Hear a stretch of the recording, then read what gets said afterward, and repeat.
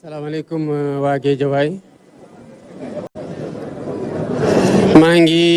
am mbégte gu mag a mag a mag ci bi ma ñëwee fii fekk mobilisation bi nga xamante ne askanu Sénégal fépp fu ñu mën di nekk waaye rawatina fii ci Guédiawaye mobilisé wu nañu ànd ceeg bii yoon comme ministère maître d'œuvre, ministère de l'Intérieur et de la Sécurité publique ci njiitalu général Jean-Baptiste Tine ak responsable ministère bi yëpp notamment police sapeur pompier ak ñeneen ñi nga xamante ne bootoo nañu ci ministère de l'Intérieur et de la Sécurité publique. Monsieur le ministre, di la féliciter ci qualité organisation bi ci mobilisation bi waaye tamit ci inspiration bi nga xamante ne am ngeen ko pour diversifier seen action ci communication ci co-construction maanaam booloo tabaxandoo dara ak askan wi nga xamante ne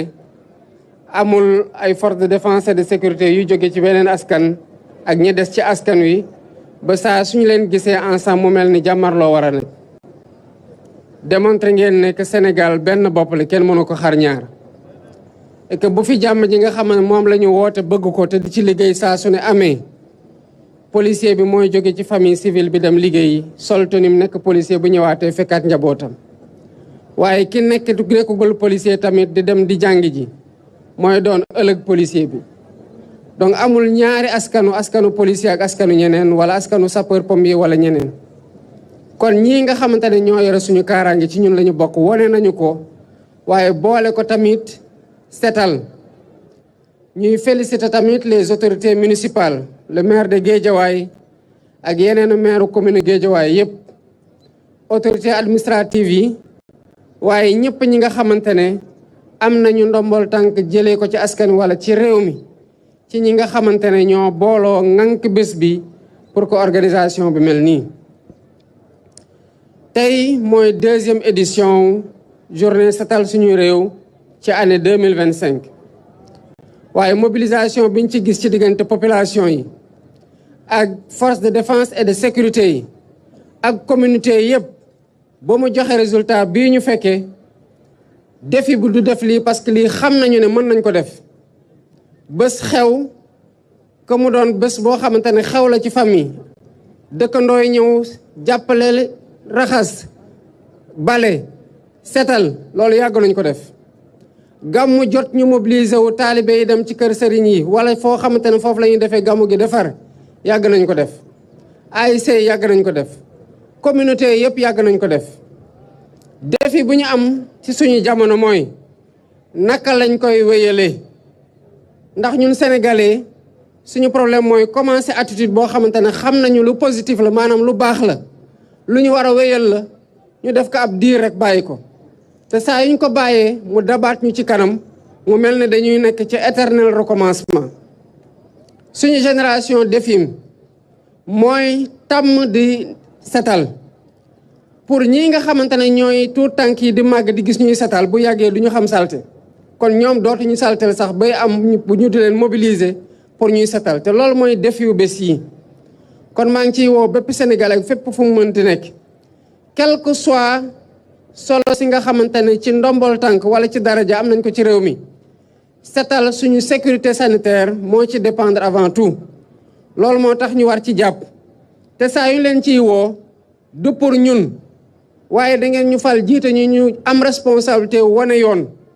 yoon boobu saa yu ngeen jàppee ne yoon gu baax la bu ngeen ko dee def jàppale ne seen bopp ngeen koy defal ndax su ma jógee fii li fiy set waa Guédiawaye lay setal waaye du doon ñi nga xamante ñoo nekk palais ndax rarement la ñuy évoluer ci sphère bi kon noonu la ko sénégalais yi yëpp war a jàppee ak fépp fu ñu mënti nekk kon ci prochaine journée bi concept setal suñu réew dina jëlaat beneen dimension ñu ngi toog di observer benn pause boo xam ne pause weer la pour liggéeyaat ci conception boo xamante ne bu ñu ñëwaatee ci yeneen anam lañ koy defee mu gën a ñoŋ pour ñu assurer li nga xamante ne mooy wéyal boobu muy pérennité bi mais cela ne veut pas dire que setal dañ ciy jël vacances Cela ne veut pas dire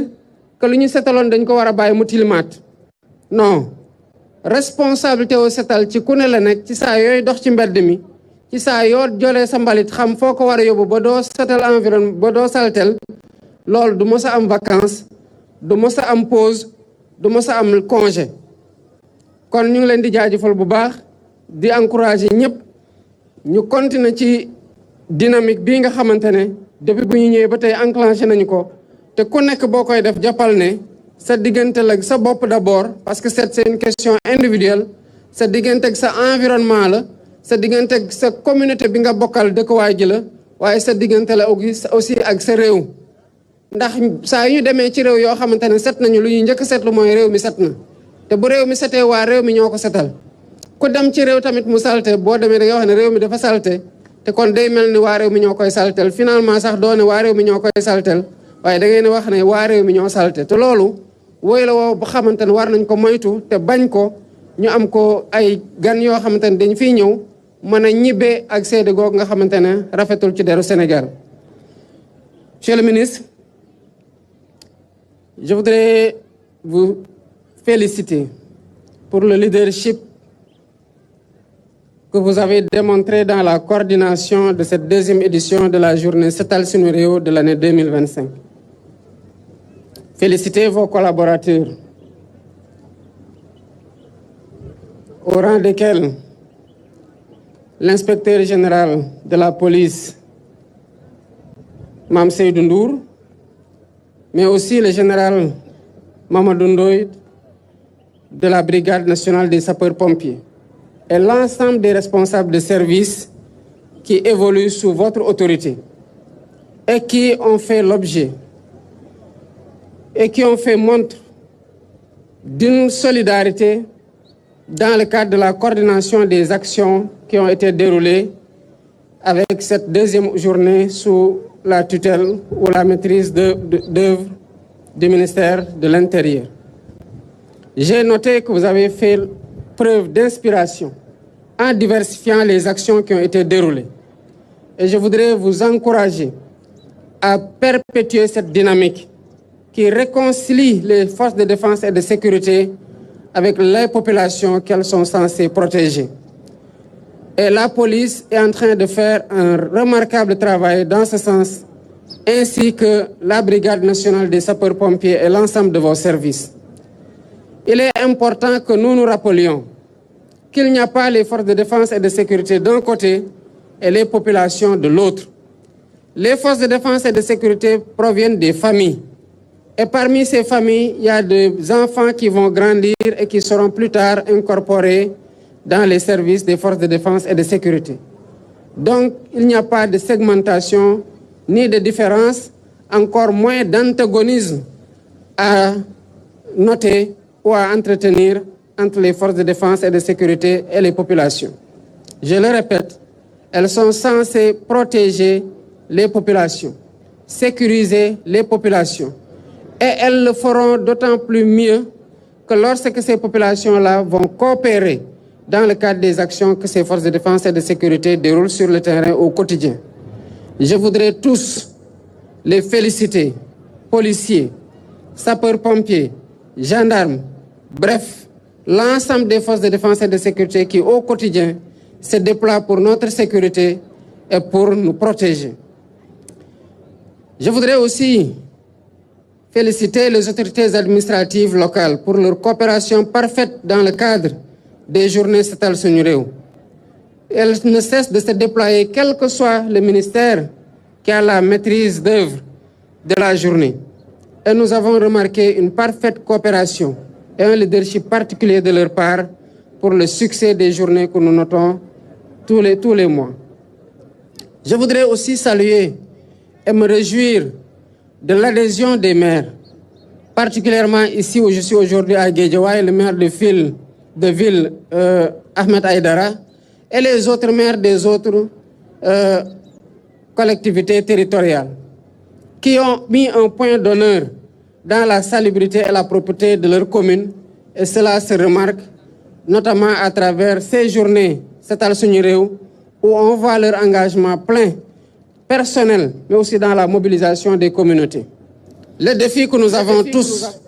en tant que peuple, ce n'est pas de nettoyer de façon ponctuelle. Le défi que nous avons, c'est de pérenniser l'initiative. Nous avons toujours nettoyé à différentes occasions,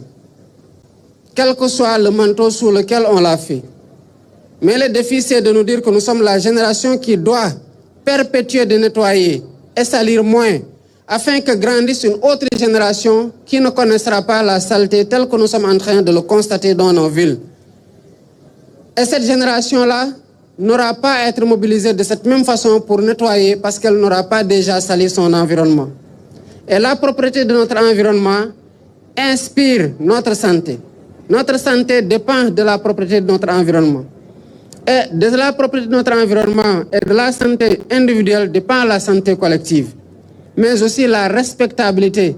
et le témoignage sur l'hygiène de notre population quand surtout nous recevons des hôtes qui viennent d'autres localités et qui arrivent dans les nôtres ou qui viennent d'autres pays et qui arrivent dans les nôtres.